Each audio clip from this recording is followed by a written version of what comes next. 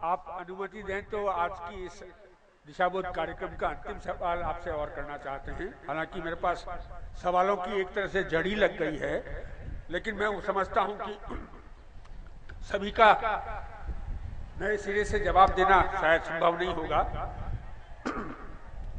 कोशिश करेंगे कि अन्य सवालों के जवाब जो है वो हम इंटरनेट पर देने का प्रयास करेंगे, लेकिन एक सवाल जो है वो आखिरी सवाल के रूप में प्रस्तुत करना चाहता हूं कि जिंदगी में ऐसे मोड़ पर क्या करना चाहिए जब हम बहुत ज्यादा डिप्रेशन में चले जाएं।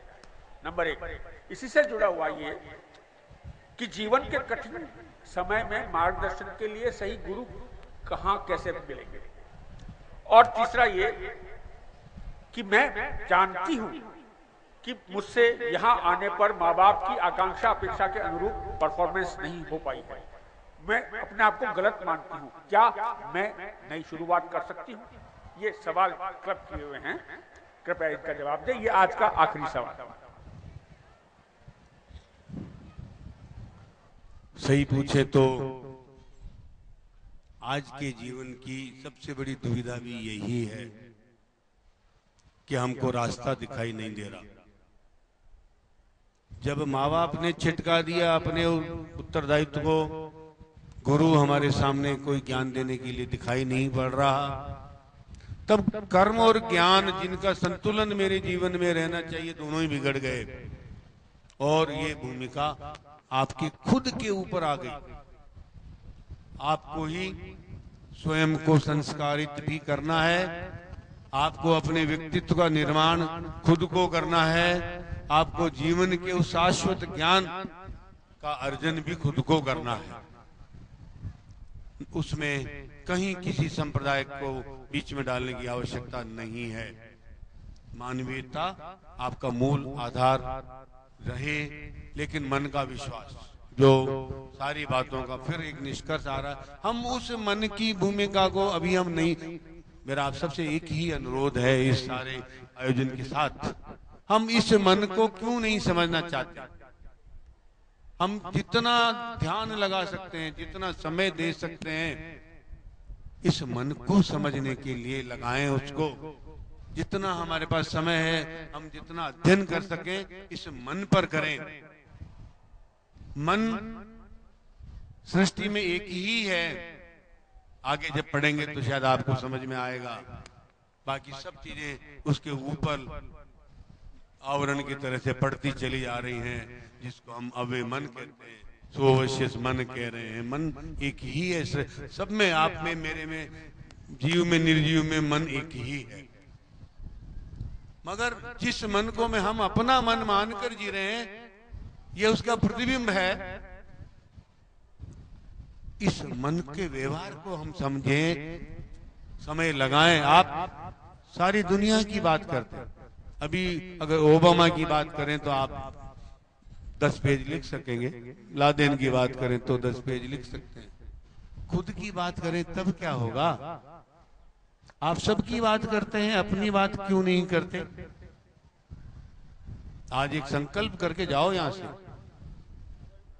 10 मिनट रोज अपने आप से बात करोगे, अपने बारे में बात करोगे और किसी के बारे में बात नहीं करोगे, और नियमित रूप से करोगे।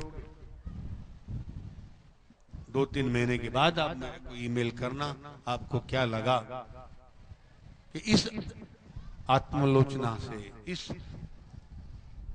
भूमिका से आपके जीवन में एक ऐसा प्रकाश दिखेगा जो उसके बिना संभव नहीं है। हमारे यहाँ जितनी संध्याएं होती है यही तो ऐसा, और उसमें क्या है? स्वयं को देखना, अपनी आंखों से, अपनी आत्मा के द्वारा खुद की आत्मा को देखना, यही तो है जीवन का उद्देश्य। क्या है? फाइनली हम अच्छा कमाना क्यों चाहते हैं? अच्छी नौकरी करके अच्छी जगह बैठने का पीछे हमारा उद्देश्य क्या है? इसको भी समझना तो पड़ेगा। ऐसा तो नहीं है कि मुझे खाली आहार, निद्रा, भय, मैथुन के अलावा कुछ करना ही नहीं है, फिर तो मैं भी जानवर जैसा जानवर रह गया।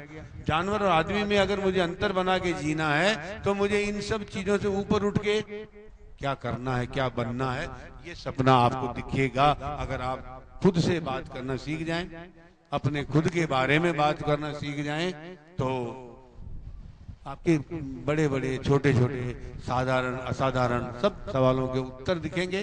आप अपने स्वरूप को भी उसमें देख पाएंगे, कितना आप परिवर्तन कर पा रहे हैं, कितना रूपांतरण कर पा रहे हैं, वो भी आपको दिखाई देने लगेगा। आप अपनी शक्तियों का विकास भी करने लग जाएंगे, दिखेंगी वो, अभी नहीं दिखे। मैंने कहा ना आपको, खाना खा रहे हैं तो हमको कुछ नहीं पता लग रहा किसने बनाया, क्या खा रहे हैं, हम दिमाग कहीं और चल रहा है। लेकिन जैसे ही आप जागरूक होते हैं पता लग जाता है कि मुझे आज ये नहीं खाना है, इसको किसने बनाया है। इतनी सेंसिटिविटी आपकी बढ़ जाती है।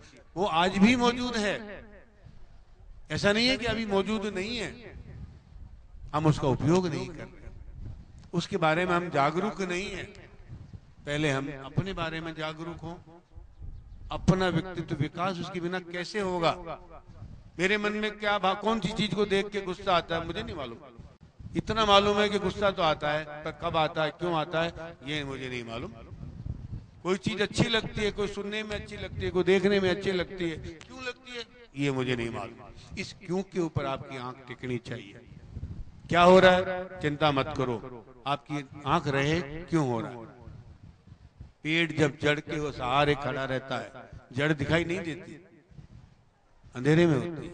ये शरीर जिसके सहारे चल रहा है वो सब दिखाई नहीं देते। हमें अदृश्य को देखने का अभ्यास करना है। मेरे जीवन की जितनी ताकतें हैं वो सब अदृश्य है, सब सूक्ष्म है। मुझे अपनी दृष्टि को रितंबरा करना है, उसी को प्रज्ञा कहते हैं हमारे यहाँ। वही सूक्ष्म में देख सकती है, वही मेरे भीतर की संस्थाओं को समझ सकती है, और वही नए सिरे से इस जीवन का संचालन कर पाएगी। तब आपको लगेगा कि हाँ, जीवन में कोई भूमिका है, कोई जीवन का महत्व है।